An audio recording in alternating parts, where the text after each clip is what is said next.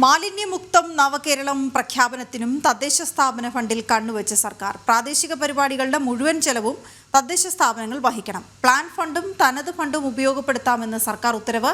Ward തലം തൊട്ട് പരിപാടികൾ സംഘടിപ്പിക്കണമെന്നും ഉത്തരവിൽ പറയുന്നു. പ്രജിത് മോഹനൻ ചേരുന്ന വിവരങ്ങളുമായി. പ്രജിത്ത്, എന്താണ് ഈ ഉത്തരവ് പറയുന്നത്?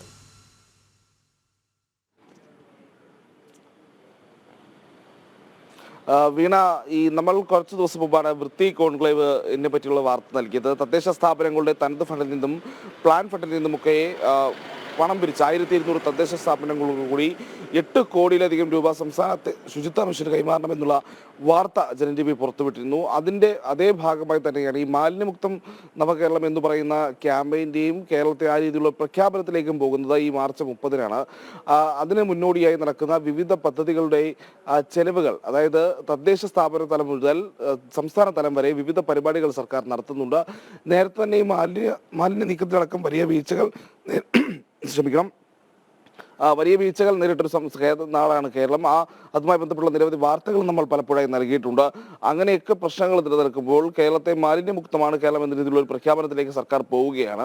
ആ പ്രഖ്യാപനത്തിന് വേണ്ടി അതിന് മുന്നോടിയായി നടക്കുന്ന വിവിധ പരിപാടികൾക്ക് വേണ്ടിയാണ് ഇത്തരത്തിൽ തദ്ദേശ സ്ഥാപനങ്ങളുടെ ഫണ്ടിൽ നിന്നും വീണ്ടും പണം ചെലവഴിക്കാൻ സർക്കാർ ആവശ്യപ്പെടുന്നത് എന്നുള്ളതാണ് ഇതിൽ ഏറ്റവും എടുത്ത് പറയേണ്ടത്. ഇപ്പോൾ തദ്ദേശ സ്ഥാപന തലം മുതൽ, അതായത് പഞ്ചായത്തുകൾ മുതൽ മുകളിലേക്കുള്ള ഓരോ വിഭാഗത്തിനും പരമാവധി ചെലവഴിക്കാവുന്ന ഒരു തുകയുടെ കണക്കൊക്കെ സർക്കാർ ഇപ്പോൾ നൽകിയിട്ടുണ്ട്. അത് നോക്കുമ്പോൾ തദ്ദേശ സ്ഥാപനങ്ങളിൽ ഏറ്റവും താഴെത്തട്ടിലുള്ള പഞ്ചായത്തുകൾക്ക് പരമാവധി 2 ലക്ഷം രൂപയും, മുനിസിപ്പാലിറ്റി തലത്തിൽ പരമാവധി 5 ലക്ഷം രൂപയും, കോർപ്പറേഷൻ തലത്തിൽ പരമാവധി 10 ലക്ഷം രൂപയും, ജില്ലാ പഞ്ചായത്തുകൾക്കും ജില്ലാ തലത്തിൽ പരമാവധി 10 ലക്ഷം രൂപ എന്ന രീതിയിൽ ചെലവഴിച്ചുകൊണ്ട് പരിപാടികൾ നടത്തണമെന്നുള്ളതാണ് ഇപ്പോൾ സർക്കാർ പറയുന്നത്. അതായത് സർക്കാരിന്റെ ഒരു പ്രഖ്യാപനം വരുന്നു, കേരളം മാലിന്യമുക്തമാണ്. ആ പ്രഖ്യാപനത്തിന് സർക്കാർ മുഖ്യമന്ത്രിയുടെയും തദ്ദേശ സ്വയംഭരണ വകുപ്പ് മന്ത്രിയുടെയും ഒക്കെ ചിത്രങ്ങൾ വെച്ചിട്ടുള്ള വലിയ പ്രചാരണത്തിന് തദ്ദേശ സ്ഥാപനങ്ങളുടെ തനത് ഫണ്ടിൽ നിന്നും പ്ലാൻ ഫണ്ടിൽ നിന്നും വീണ്ടും പണം ചെലവഴിച്ച് പ്രചാരണ പരിപാടികളും മൈക്ക് അനൗൺസ്മെന്റും മുഖ്യമന്ത്രിയുടെ ഈ മാലിന്യമുക്ത കേരളം പ്രഖ്യാപനമൊക്കെ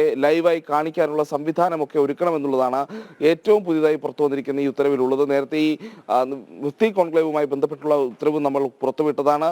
ആ 8 കോടി രൂപ തദ്ദേശ സ്ഥാപനങ്ങളുടെ ഫണ്ടിൽ നിന്ന് പിരിച്ചെടുക്കുന്നതിനും പിന്നാലെയാണ് ഇത്തരത്തിലുള്ള അധിക ബാധ്യത വീണ്ടും തദ്ദേശ സ്ഥാപനങ്ങളുടെ മുകളിലേക്ക് സർക്കാർ അടിച്ചേൽപ്പിക്കുന്നത് എന്നുള്ളതാണ്. നേരത്തെ തന്നെ തദ്ദേശ സ്ഥാപനങ്ങളുടെ പ്രവർത്തനത്തിന് മതിയായ ഫണ്ട് നൽകാത്തതുമായി ബന്ധപ്പെട്ടുള്ള നിരവധി വിവാദങ്ങളും ഒക്കെ ഉണ്ടായിട്ടുള്ളതാണ്. നിരവധി വാർത്തകളും പുറത്തു വന്നതാണ്.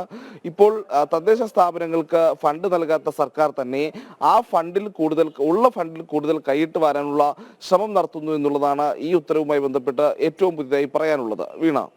ശരി പ്രജിത്ത്.